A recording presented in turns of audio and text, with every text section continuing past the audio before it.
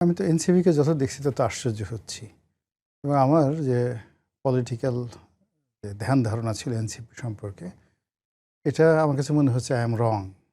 আমি এখনও এনসিপিকে মূল্যায়ন করে মানে নাহিদ ইসলাম, হাসনাত, সার্জিস, আমার কাছে মনে হচ্ছে ওদের কাছে আমি শিশু, অবোধ শিশু এখন পর্যন্ত। এর কারণ হলো যখন তারা মানে মন্ত্রী হয়ে গেল অলরাউন্ডার সাডেন, এবার সারপ্রাইজ এটা কী করে হলো।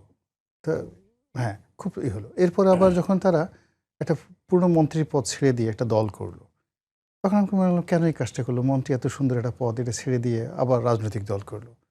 তারপর যখন আবার নির্বাচনে দাঁড়ালো আমিও শান্তের মতো মনে করলাম একটাও পাশ করবে না, মাই গড তারা সবাই পাশ করে আসলো। আবার পাশ করার পর মনে হলো যে তারা জামাতে বিলীন হয়ে গেছে, জামাতের বাইরে তাদের কোনো হবে না। এখন তাদের নড়াচড়া দেখে মনে হচ্ছে যে তারা অতীতের যে কোনো সময় আসছে এখন তারা শক্তিশালী। এখন সব রাষ্ট্রদূতরা আবার তাদের সাথে গিয়ে দেখা সাক্ষাৎ করছে, বিভিন্ন লোক জামাতে যোগদান না করে এনসিপিতে যোগদান করছে। আমার কাছে মনে হয় এদের সঙ্গে জিন আছে, বড় 10-12টা জিন আছে।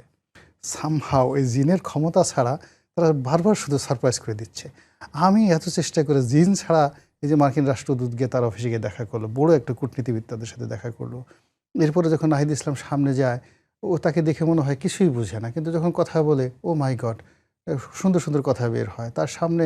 ইভেন তারেক রহমান সাহেব, এ তো ধরেন প্রধানমন্ত্রী তারেক রহমান বাদ দেন, শহীদ প্রেসিডেন্ট জিয়াউর রহমান সাহেবের ছেলে, তারপর শেষে মানে যে যাকে বলা হয় যে বেগম জিয়ার ছেলে, তো তিনি নাহিদ ইসলামের বাসায় দেখা করতে গেলেন। এ তো চারটিখানি কথা না।